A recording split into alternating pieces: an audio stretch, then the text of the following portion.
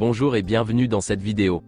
Je vais vous présenter l'actualité du Barça aujourd'hui, en ce dimanche 7 mai 2023. Si vous êtes nouveau sur la chaîne, ici je parle généralement de l'actualité du Barça. Donc n'hésite pas à t'abonner, et appuyer sur le bouton j'aime pour me soutenir. Merci, et commençons.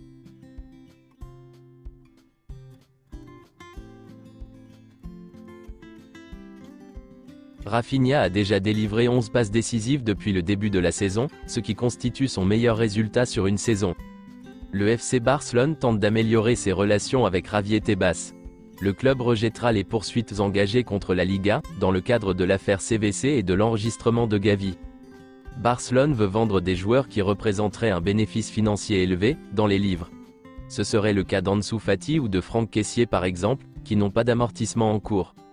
Le FC Barcelone veut réduire les salaires de toutes les sections possibles du club, y compris le staff technique. Vitor Roque et sa famille attendent Barcelone. Ils ne veulent pas manquer cette opportunité.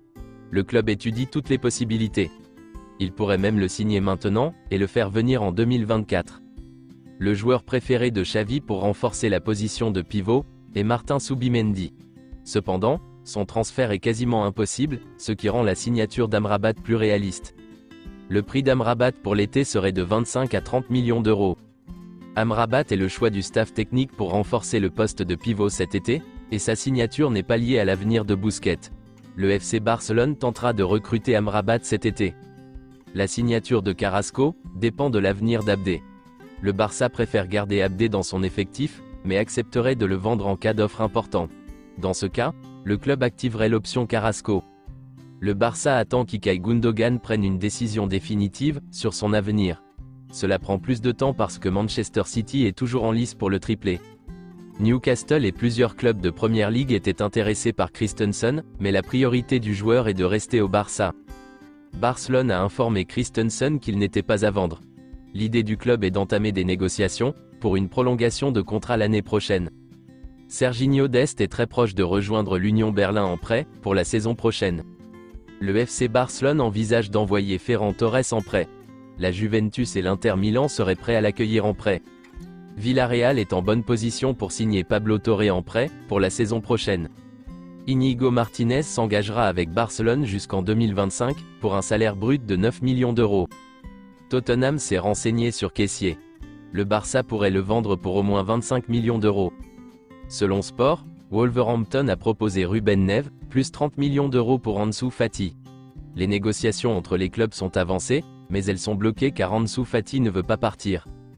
Xavi ne voit pas Ruben Neves comme une option pour jouer en tant que milieu défensif, à Barcelone.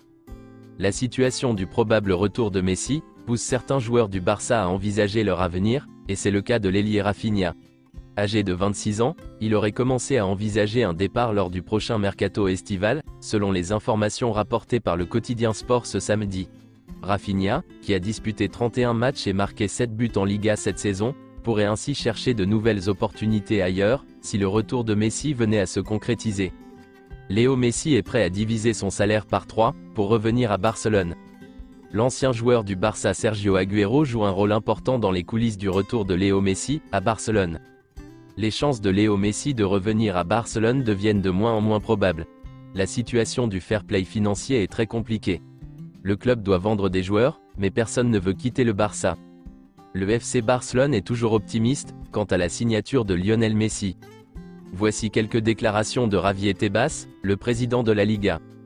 Appliquer le modèle financier de la Première Ligue à la Liga? Les modèles déficitaires ne peuvent pas exister. Si un jour un club veut le faire, il ne comptera pas sur moi comme président. Je ne veux pas aller à l'enterrement du football espagnol. La Première Ligue meilleure que la Liga? Je ne me souviens pas du dernier Ballon d'Or qui a joué en Première Ligue. Les meilleurs joueurs sont restés en Espagne. Je lis maintenant que le meilleur joueur de l'histoire veut revenir jouer en Espagne, même avec un salaire inférieur. La Première Ligue? Je serais inquiet si l'investissement dans les joueurs était plus important.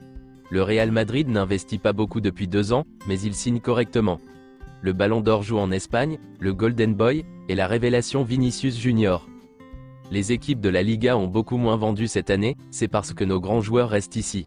Il semble qu'il faille dépenser pour dépenser. Le plan de viabilité de Barcelone? Nous n'avons pas donné au Barça la possibilité de se sauver. C'est une stratégie qu'ils ont adoptée. Si Messi veut revenir dans le football espagnol, son salaire sera inférieur à celui du PSG. Je ne suis pas inquiet de voir Matteo Alemany quitter Barcelone et le football espagnol, personne n'est indispensable dans les projets. Je pense que le Barça vendra des joueurs pour de bonnes sommes, parce que son plan va dans ce sens. Chelsea a fait une fête des transferts, mais je ne pense pas que les autres vont continuer à faire la même chose cet été. Il serait facile pour la Liga de rivaliser avec la Première Ligue, si nous ouvrions le contrôle financier. Nous serions remplis de sponsors américains, et de quelques clubs États. Ils sont déjà venus, mais ils ne peuvent pas faire ce qu'ils veulent ici. La Première Ligue a-t-elle de meilleurs revenus en matière de droits de télévision? Si nous voulons nous rapprocher de la Première Ligue à la télévision, il faut que nous soyons plus nombreux en Espagne, ou que nous rendions le pays plus riche. Ce n'est pas le travail de la Liga. Ils voient toujours le côté négatif de la Liga, mais 60% des titres européens ont été remportés par des clubs espagnols. C'est tout pour aujourd'hui, et merci d'avoir suivi la vidéo. Mettez un j'aime si la vidéo vous a plu, et n'hésitez pas à vous abonner, pour ne pas manquer les prochaines vidéos. Merci et à bientôt.